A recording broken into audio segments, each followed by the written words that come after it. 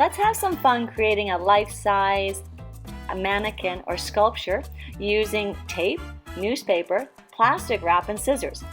So let's start out by getting some plastic wrap, and we're going to simply wrap the part of our body that we're working on first. Now, if you're doing a life-size sculpture of the whole body, you're going to need to do the body in different sections. So I started with the leg, and I'm wrapping the leg in plastic wrap or saran wrap.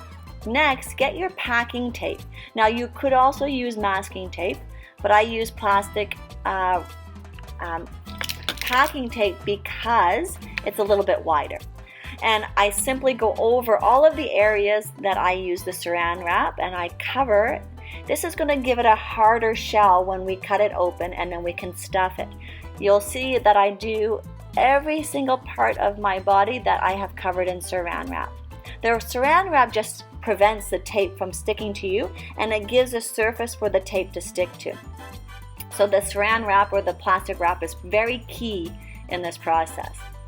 All right, so next what we're going to do is we're going to cut off the part of the leg that we have just. So slide the scissors between your clothing and your skin and the plastic wrap, and very, very carefully and very slowly cut the part of the body that you just wrapped. And it's going to give you like a mold when you take it off, a mold of your leg.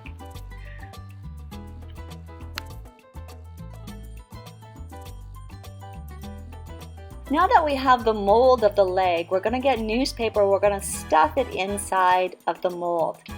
Then you need to re-tape along the seam that you cut very carefully with the scissors.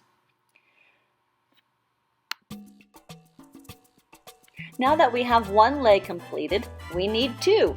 So you're going to redo the same process on the other leg. Now you need to keep in mind, what action do you want your mannequin or your sculpture to be taking? Is it simply standing straight? If that's the case, then you'll do your legs straight. I want my mannequin or my sculpture to be sitting down, so I have used my legs both bent. So keep in mind, what action do you want your sculpture to be doing? And once again, continue the process of stuffing and taping the seam.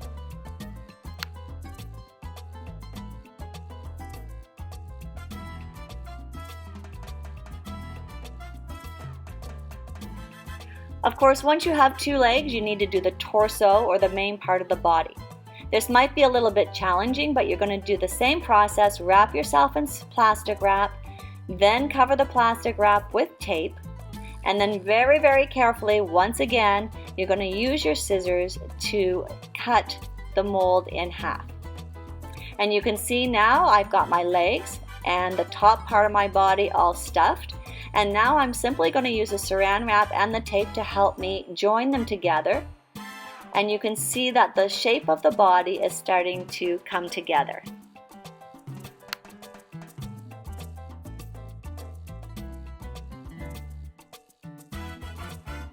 Now, of course, you'll continue the same process for each of your arms. You may want to get somebody to help you. It would be easier to have somebody wrap the tape around you and get your shoulders. I was working by myself and I was still able to do it. Again, be careful when you're using the scissors that you don't cut yourself or your clothing.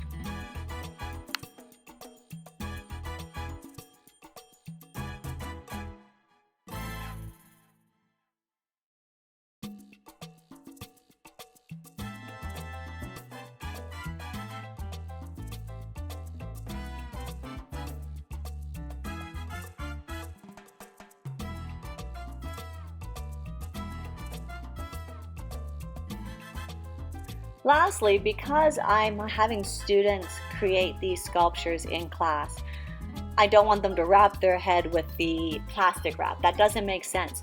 So I had to come up with a way to do the head and the neck. So I simply took a plastic bag and I stuffed the plastic bag with newspaper until I was happy that it had the shape of a head. Tried to use my head as a model in terms of the size I wanted it to be, and then I attached the neck and the plastic bag head to my sculpture.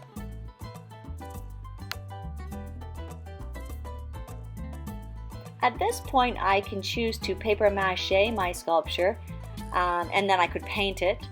Or I could just find some clothing and dress my sculpture. So in my class, I had some sneakers, a hat, bag, and an apron.